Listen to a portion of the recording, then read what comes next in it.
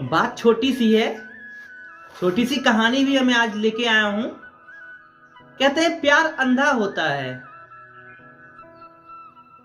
सच है, प्यार अंधा ही होता है, क्योंकि जो हमारी माँ होती है वो हमको देखती नहीं है, हमारे जन्म के पहले से हमको प्यार करने लगती हैं, इसलिए प्यार अंधा होता है। वास्तव में प्यार अंधा ही होता है। आज मैं आप लोग के सामने एक छोटी सी कहानी लेके आया हूं, दो भाइयों की, उनके प्रेम की।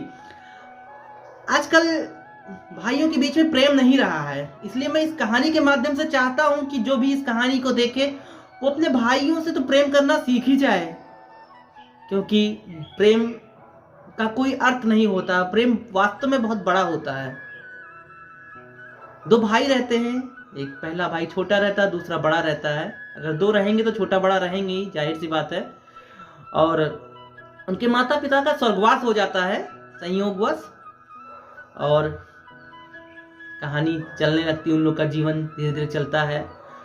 जो उनके माता पिता रहते हैं वो अपने रहते हुए में ही दोनों को बराबर बराबर खेती दे देते हैं। वो गांव के मूल निवासी रहते हैं और बराबर बराबर खेत उन दोनों को बांट दिया जाता है। दोनों बड़े होते हैं, अपनी अपनी खेती करने लगते हैं। जो बड़ा भाई रहता है उसकी शादी हो जाती है, और छोटा भाई जो रहता है अभी उसकी शादी नहीं हुई होती है। वो अपने भाई के पत्नी को, अपने भाभी को माँ के सामान मानता था और बहुत उनकी इज्जत भी करता था। उसके माँ के ना रहने के बाद वो भाभी का आशीर्वाद लेके घर से बाहर निकला करता था। दोनों भाई आराम से खेती करते थे, उनमें बहुत अच्छा तरीके से जीवन बिता रहे थे, बहुत ढेर सारा प्यार था। क्या होता है, खेती के टाइम में फसलों की रक्षा करनी पड़ती है, उनको देखना पड़ता है।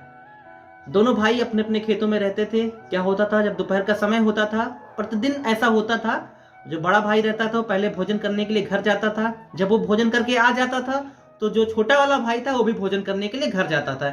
ऐसे चलता रहता था सिलसिला। क्या होता है, बारिश अच्छी होती है, फसल अच्छी होती है और दोनों के पास अच्छी फसलें होती हैं, और वो सिलसिला फिर चालू हुआ। बड़े भाई को भोजन करने जाना था, दोपहर का समय हो गया था। छोटे से बोलता है, आप यहीं रुको, मैं भोजन करके आता हूँ, फिर आप जाना भोजन करने।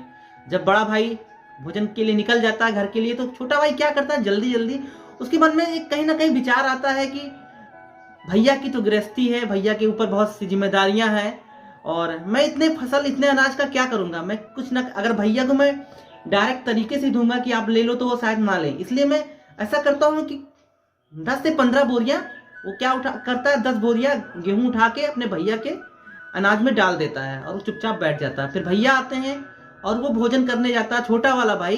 तो भैया बोलते हैं, मेरी गृहस्थी तो बसी चुकी है, और छोटे वाले भाई को शादी करना, उसके ऊपर जिम्मेदारियां बहुत है, इतने फसल का मैं क्या करूंगा।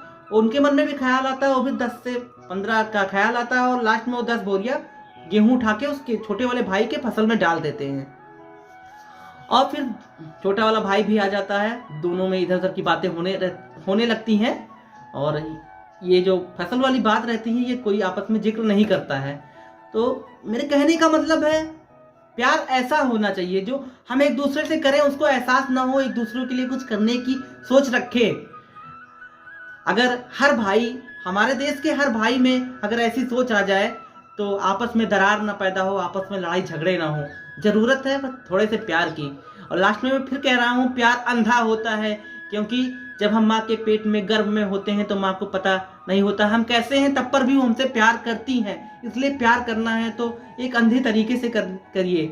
अपने परिवार को कभी खोने को सोचे ही ना, परिवार के होके रहे, क्योंकि परिवार से बड़ा कोई धन नहीं होता। अगर परिवार आपसे दूर हो जाएगा तो वास्तव में आप टूट जाओगे, आप बिखर जाओगे। आप कितने भी पैसे कमा लो, कितने भी बड़े आदमी बन जाओ, कितने भी अमीर बन जाओ, लेकिन अगर परिवार नहीं रहेगा तो आपके लिए कोई नहीं रहेगा, क्योंकि परिवार आपके हर सुख दुख में आपका साथ देना अच्छे से जानता है। इसलिए परिवार को हमेशा संभाल के रखने की जरूरत है, और परिवार के होके रहने